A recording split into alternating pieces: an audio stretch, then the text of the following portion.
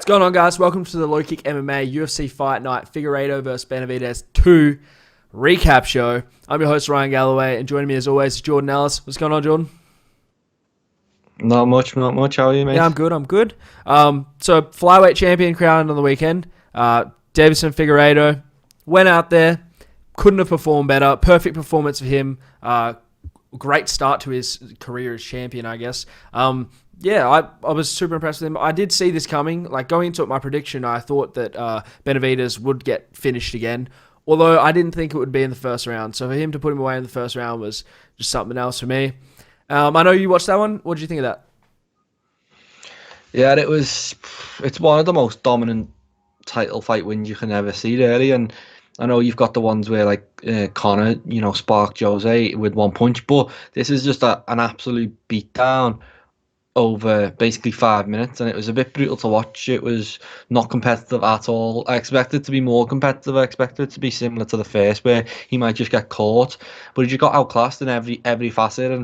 And Figueiredo's legit, and it's just a shame for Benavidez that he's come up against really top guys, because he is world class, but he's come up against people like DJ and then someone like Figueiredo, who I think could potentially step up to 135 and do a bit of damage as well. So it's just tough for him, but it was brilliant, and in the end it was brutal. That choke was like it was one of the best submissions of the year. It was horrible to watch, for any fans. And going into it, we did all the staff predictions, and we had about 8 members of staff getting in, doing the predictions for this one, and it was split right down the middle.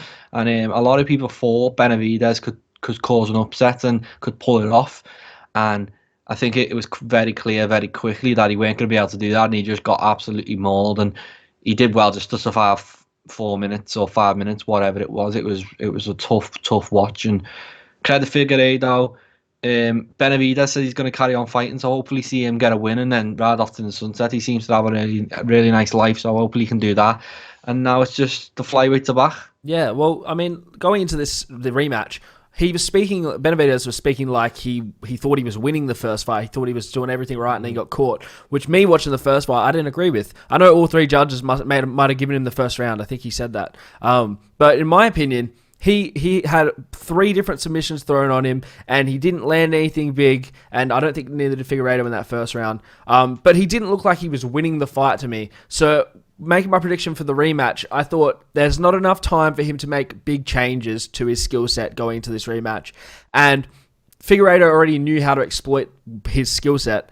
And the way he put him down, 3 different times he dropped him in this one, and he had his back multiple times.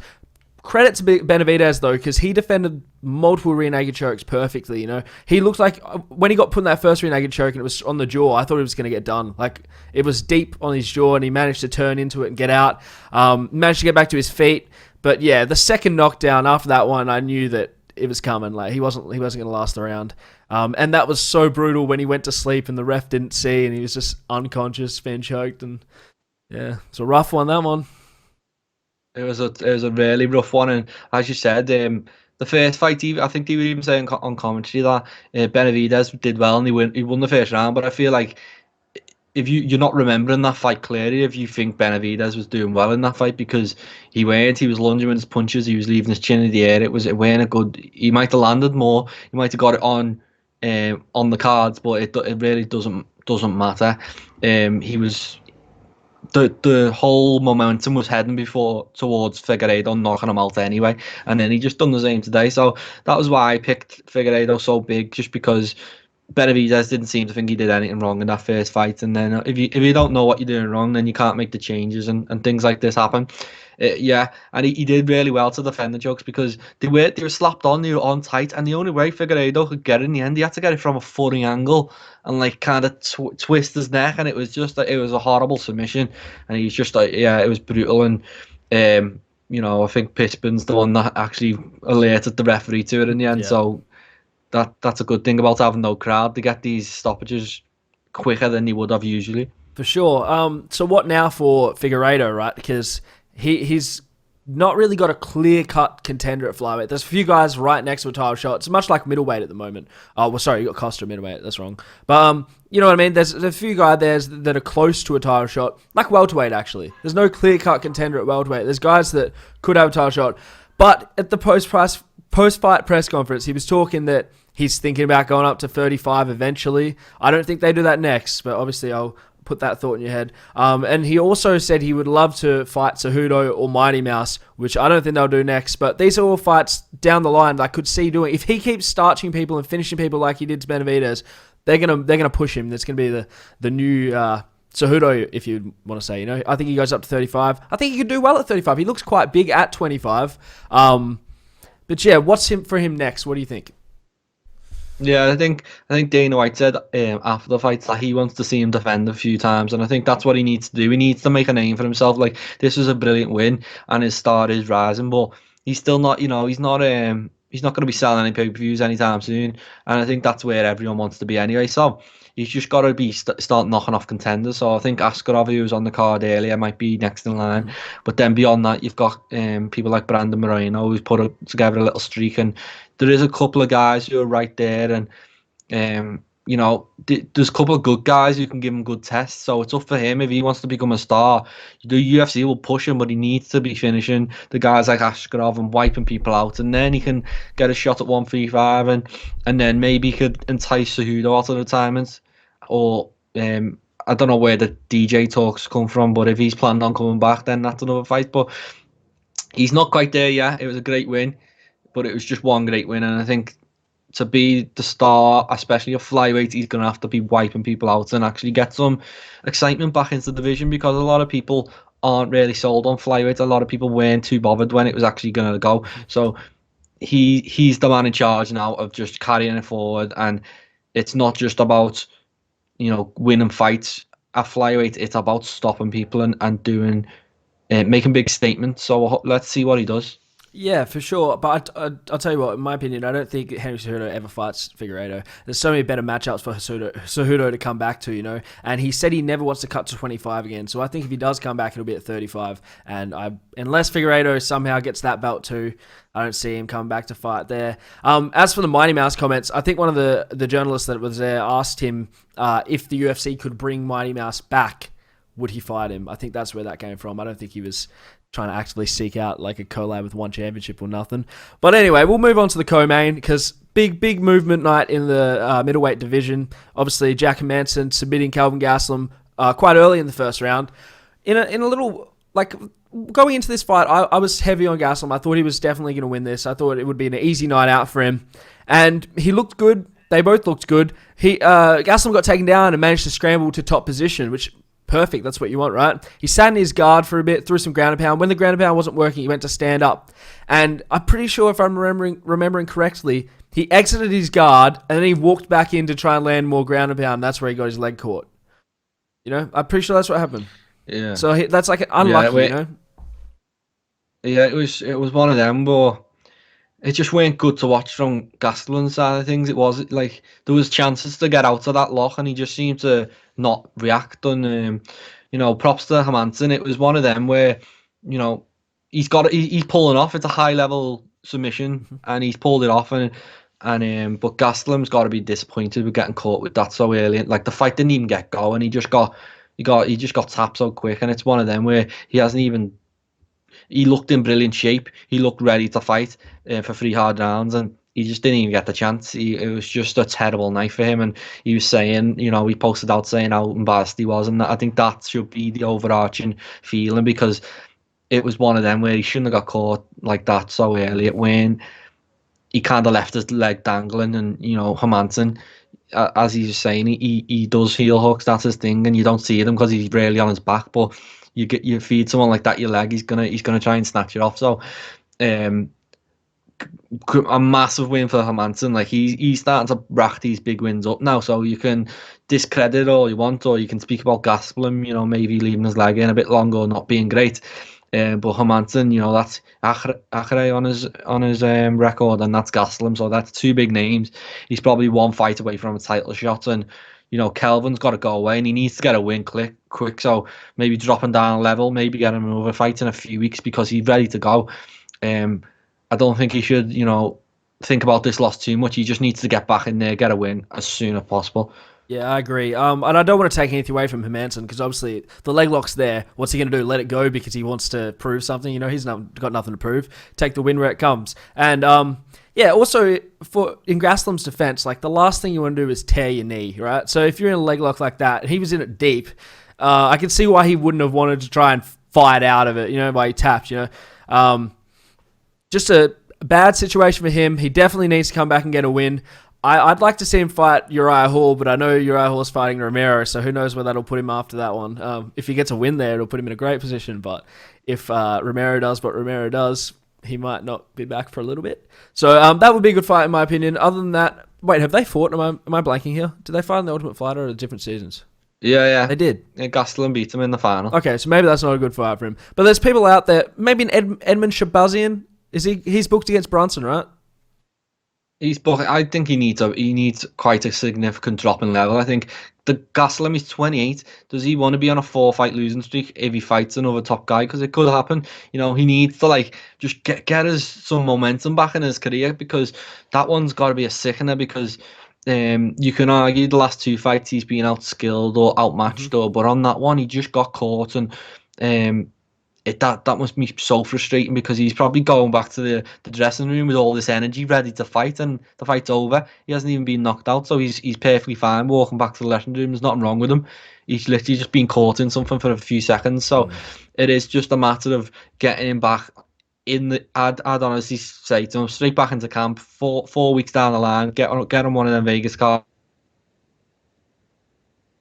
I think it's the best thing for him. I hope he doesn't sit out and wait for a big name and things like that because it's not about names now. It's about getting a win on your record. And as I said, he's 28 and we don't want him on a 4-fight streak as well. Yeah. No, I agree. For someone like him... Sorry, you're cutting in and out. I don't know where we're going there. Are you good? You back? Back. All right, cool. You can hear me now. You got me? I can hear you now. Yeah, go on. I've got you. All right, sweet. So for someone like that, you're probably right. He does need a bit of a drop in competition. 4 weeks seems a little quick for me. I wouldn't come back in 4 weeks if I was him. But he just did go through a training camp, so he is physically ready to fight again, I'd imagine. So maybe that is a good idea for him. I think at this point in his career, he's not interested in fighting unknowns, though. You know what I mean? I don't think he wants to fight anyone that's going to use him to come up. I think he wants to... But maybe that's what he has to do. So... Yeah, I think there should be a team and a management around him saying, a 3-fight losing streak, it's not going well. Let's just get a body on our record and get a win, get a bit of green on that record right now because it looks bad and it doesn't look great. And, it's not like, as we spoke about, Darren Till didn't put on some masterclass performance to beat him. He just outpointed him. And then Jack Manson didn't have to do a lot. He just kind of grabbed his leg. And as impressive he was against this Adesanya, the last 2 have not been good, and he needs to address that. He needs a win, and the whole thing about turning around quickly is just because he's got all this energy. He's ready to fight, and he hasn't really had the opportunity to fight because he's been tapped so quickly. So I'd be happy to see him. And also I think we've got Chris Weidman fighting soon against someone, and he could maybe just fill in. If the fight pops up and he can make weight, I'd like to see him just fill in and try and get a win. That's what I think he should do. I don't think he should be waiting for big names, and because he's not in a position, he's on a 3-fight losing streak. One big win's not going to get him back into a title hunt. He needs to put a few together. Yeah, I think you're absolutely right. We'll actually touch on Manson. Obviously he won now, so he's lost to Cannonier, who's above him. He's got the Whittaker-Till matchup that he's gunning for the winner of, which, to be honest, that sounds like a decent fight for him, because who else is there? It's Costa, who's going to fight Israel, Cannonier, who he doesn't want to fight again. He just lost to. There's no reason to do a rematch there. So he really needs to take the winner or the loser of Till Whittaker, which either way, in my opinion, is a good fight for him. Either way, he wins it, and then he's right there in a title shot, Yeah, I think it seems obvious now. Cannonier's injured. I don't know when he's back, but he's injured. He's out. So unfortunately, he's got that big win over Manson, which seems bigger now because he's beat Gastelum. But he's on the sideline. So right now, Hermansson against Till or Whittaker, I'd say the winner. And then the winner of that fight's the winner of Adesanya Costa. It does seem pretty clear in the middleweight division right now. And Cannonier is kind of the odd man out because he has got injured and we don't know when he's back. And but once he's back, it becomes a lot muddier. So in the meantime, we can see Hermansson against Till or Whittaker, and then the winner of that gets a title shot, definitely. Yeah, I'd hope to see that fight soon. I think that's meant to be in September. Costa Adesanya, so hopefully that comes soon. And yeah, that'll make sense. Once we see who wins that, the middleweight division will open up again, especially if Costa gets a win there. But anyway, we'll move on to the lightweight bout before it, the fight of the night between Mark Diakase and Rafael Fiziev. Muay Thai coach from Tiger Muay Thai in Phuket, Thailand, and it showed because those kicks were hectic. The noise behind him was insane. His kicks were on point. His head movement, his like dodging and his striking was decent. Diakase looked good as well. Awesome fight. Definitely the right decision. No controversy there, but just an impressive performance by both guys. Yeah, it was. I actually said to you that Fiziev, I was like, I don't really know who he is, but I'm guessing from his name he's a wrestler. And then I was watching and I was like, oh, obviously he's not a wrestler. Yeah. He's talented. He's a talented striker. And I think for the majority of the fight, he just shut Diakase down in the striking department. He's beat him in his own game, and it was very impressive. You know, Diakase is a very, very talented striker, and he just didn't seem to be able to get going because Fiziev was just so aggressive with everything he was doing. And he was throwing nasty kicks all night, and it was just a really great performance. And the case he did well, he come back into it in the third round, but it just weren't enough, and he weren't able to get any momentum. And that's props to Fiziev. So really, really good fight, and you know, I know who he is now, and I'll be watching him next time. For sure, he definitely made a name for himself, especially like afterwards, people were posting his old kickboxing highlights where he did that same dip out of the kick kind of thing where he leant back, Matrix, whatever they were saying. So yeah, he's on the way up, and I didn't realize he coaches for Jan, Volkanovski, Shevchenko sisters. Like he has some real big like fighters he works with. So I feel like the UFC will be happy to push him, especially if he keeps performing the way he did in this fight. I'd see him climb in the lightweight division quite quickly, you know. Yeah, I don't think there's a lot he needs to do now. I wouldn't be surprised if they give him the rank guy next. I think Diakase is just on that level, just below the top 15, and you know, beating him is significant. So I think a lot of eyes will be on him. That was like one of the performances of the night, winner. It was a fight of the night. So he stood out. He's made a name for himself. People will be watching him next time, and hopefully he gets a big fight, and hopefully we see Diakase back in there because I think he's quite young as well, and he'll come again. He was on a nice little streak there, and it's been snapped, but only 27, so he'll come back. Yeah, for sure. And so before that, we had the women's flyweight bout between Ariane Lipski and Luana Carolina. That knee bar was pretty nasty. Like they see the photo of her knee afterwards, and you can see it bent the wrong way. Perfect performance by Lipski. She hit her with a body shot, put her down, jumped on top. When she turned around and then gave her back, I was like, what are you doing? This is not smart. I was like, she's going to get caught here. But Carolina just couldn't seem to take her back and ended up getting her knee just torn apart. Perfect performance. Fantastic submission. Big up Lipski. Yeah, and that's why you tap when someone's got hold of your leg, because it is just so dangerous, and it goes so quick. It's not like a choke where it's gradual and eventually you'll fall asleep. As soon as someone's got your leg, you best tap because they're going to pull it apart, and it is nasty. And it's that was another performance of the night where that's just a highlight reel. That picture will be there forever. That video will be there forever. So Lipski can, you know, start to gather some momentum, because I think she's struggled since she's been in the UFC. She's been, I think, she lost a first couple, and now she's put a couple wins back to back. She's found the groove, and we can, you know, she's a potential star because she's obviously, you know, brilliant to look at, and she's a great fighter and things like that. So excited to keep watching it, and that was just, you know, it was just gnarly. Yeah, for sure. And women's flyweight's not that deep, you know. You just need a couple more of those big highlight wins, and you're getting a ranked opponent next. I mean, where's Rebus ranked? She's not even ranked yet, is she? And she's got Paige Van Zandt at 25. Yeah, she's strawweight Rebus, so I think she is ranked somewhere there. But flyweight, sorry, yeah, I'm getting confused. Yeah, she stepped up to fight Paige, but I think she wants to go straight back down. It's just, for the Paige fight, she's happy with that. But yeah, flyweight, it is one of them where everyone seems to exchange wins, and she only lost to Jojo Calderwood and Molly McCann, who are both ranked. Calderwood's actually getting the next shot, so no shame in that. And I'm pretty sure she's young as well, so she can put some momentum now, and she, getting submissions like that. It just helps you so much, because that picture, all I've seen all weekend is that picture of that poor girl's knee getting ripped to shreds. So I'm sure Lipski's living high right now, and she's ready to go again. For sure. And so opening the main card, we had the flyweight bout between Alexandra Pantoja, who was the favorite, I think, going into this, because he was the high-ranked guy, and Askar Askarov.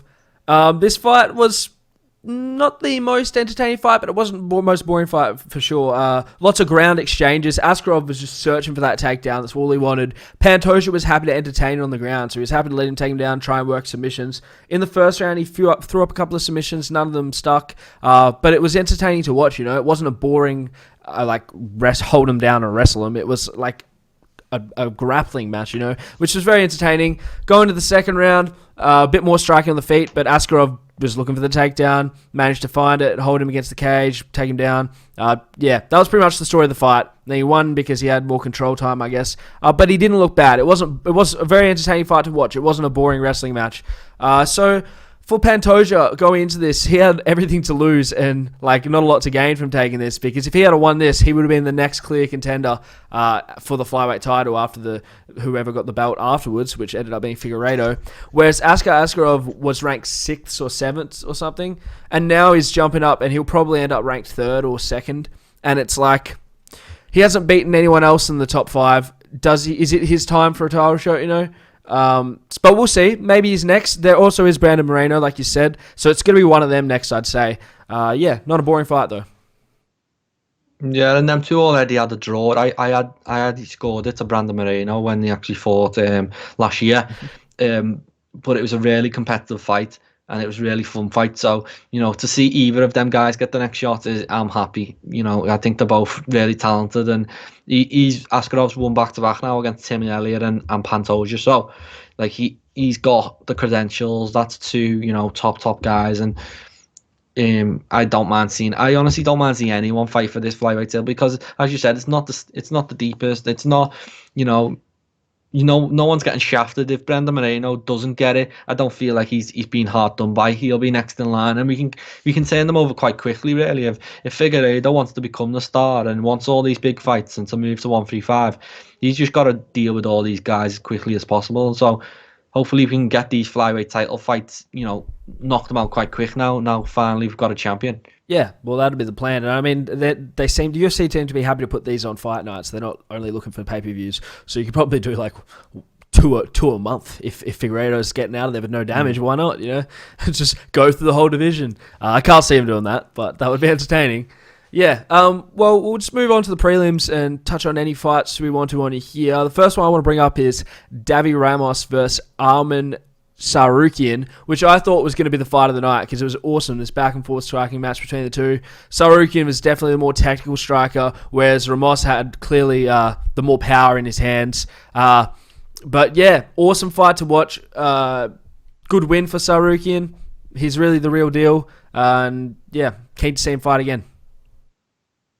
No, and he's only 23, I think, as well, which is just why people got so excited, because I went around on Saturday night, but I was watching the card, back yesterday and today, and I was hearing all the hype about Sarukian, and I was like, I can't wait to watch this one. And then I thought he was going to outclass this guy, but it was a super competitive fight. But you could just see he had everything to be a potential superstar. The way he was moving in and out and dipping through punches, and he was just in range but not in range. It was super impressive. But Ramos, he gave it all as well, and he was a game as a come, and he was in that fight, and it was a brilliant fight. I thought it was probably fight of the night. I know they gave it to Casey and Fiziev in the end, but that's what I would have picked for fight of the night. It was really good. Yeah, and just looking at the stats now, I didn't realize they were lightweights. Now I know. Sarukian versus Fiziev isn't a bad matchup to make if you're looking to really see who like to build someone out of them. You know, they both put on an entertaining show at this fight night. They're both unranked. They're both reasonably new. I think Saru Kyun's only had a couple of fights in the UFC. So yeah, maybe something like that. That'd be an enjoyable fight to watch. Yeah, absolutely, and that's the beauty of this type of thing where two names pop up. They have great performances, match them together. It's a big fight straight away. I don't see why they wouldn't do that, but when someone's 23, you wonder, are they going to try and build them and make him a star and give him time to develop, or are they just going to throw him to the wolves straight away? But he's already fought Islam Makhachev, Oben Mercia and Davy Ramos now, so it doesn't seem like they're giving him any easy fights, and Fiziev would not be an easy fight either. So maybe I think Fiziev would maybe be looking to crack that top 15 now. But the KC's a big win on the main card. It's a much bigger win, and you can see why the positions like this on the actual card. So maybe he wouldn't want to entertain that fight, but I'm sure the other guy would. Yeah, for sure. We'll see what they do. Is there any other fights you want to talk about before we jump onto some news, or? Just Joe Duffy. He's a guy from our end of the ways. He's been around for ages. He's been competing against top level guys for ages. He's got a big win over Conor McGregor, and he retired after this fight, which is a shame because he looked okay in the fight. He didn't look like he didn't get outclassed or anything. It's just another one of them where he got caught in the submission. He had to tap. Like shit happens. Like what can he do? Like I'd love to see him, maybe rethink his retirement. But as Dana White says all the time, once you're talking about retirement, it's probably time to retire. So sad to see him go, but great fighter in his day. Yeah. 100%, I agree. We'll jump on some news here. I think the biggest thing this week since the fights has been Dana White in the post-fight press conference not willing to name Aljamain Sterling as the number one contender. And to me, that just seems ridiculous, right? Like, there's no one else that is like the perfect person for the title shot at the moment. Moraes is coming off a win over Aldo, who had never fought in the division. Obviously a big name. A win that a lot of people thought he didn't win, and a loss to Henry Cejudo in a title shot. He doesn't really have a lot of claim to a title shot in my eyes anyway. He really needs another win. If he versus Garbrandt and gets a win there, all right, have another title shot. Whereas Aljamain's on a bit of a win streak, isn't he? Where his last loss was to Moraes, and since then he's beat a bunch of people, and he just beat Corey Sandhagen. If Corey Sandhagen had won, I promise you, they would have given Corey Sandhagen the next title shot. For some reason, they're not interested in entertaining Sterling as the next challenger. But in my eyes, he is. What are your thoughts? Yeah, it's such a shame because obviously there seems to be something going on. I don't know if Dana White's maybe got pseudo cooking on the background or something. He just seems reluctant to offer him that shot, and it's just obviously something's going on in the background. I think Dana White knows on paper that Sterling is the number one guy, but does he get Cejudo back? Does he convince him to come back to fight Jan? Dominic Cruz, there was a bit of controversy about the loss. Does he try and give him another title shot? I think the UFC are interested in making money, selling pay-per-views, and I think that's what they want to do. And I don't think Sterling does that, unfortunately, not yet anyway. So they're gonna try and shaft him, and it just seems apparent now. And we've seen Moraes come out and he's saying today that he thinks he's the number one contender, but his win over Jose Aldo it's not worth anything because the UFC even demonstrated that they don't care about that win because they give Aldo a title shot, so obviously they think they lost. So in the UFC, he's basically on a 2-fight losing streak. If he actually got a shot over Sterling, I'd be very shocked. But if the UFC have got something else cooking, that would be less of a surprise to me. Yeah, you don't think maybe they're waiting for Edgar to fight and see if he gets a win, they're going to throw him in there or something? Potentially. I just don't. I think, they're trying to build that. They're trying to make big fights for Peter Yan. And I think Sterling's, I don't know why you wouldn't give him the shot. It is so frustrating. He should already have the belt. He beat Sandhagen. It's a much better win than Aldo at 135.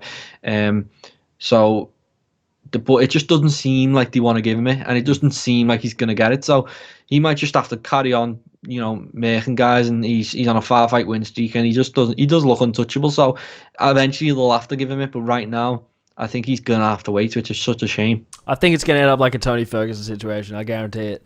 He's going to go on a tear. He's going to keep winning. He's not going to get a title shot. There'll always be some reason he doesn't get a title shot. I can see it. I can feel it happening. But I hope it doesn't because he deserves it. But maybe he needs to fight Edgar because they clearly want to give Edgar a big fight. Because every time they've booked him, it's been against Sandhagen. Who was it again? Munoz. Like they're trying to give him the highest ranked opponent available, right?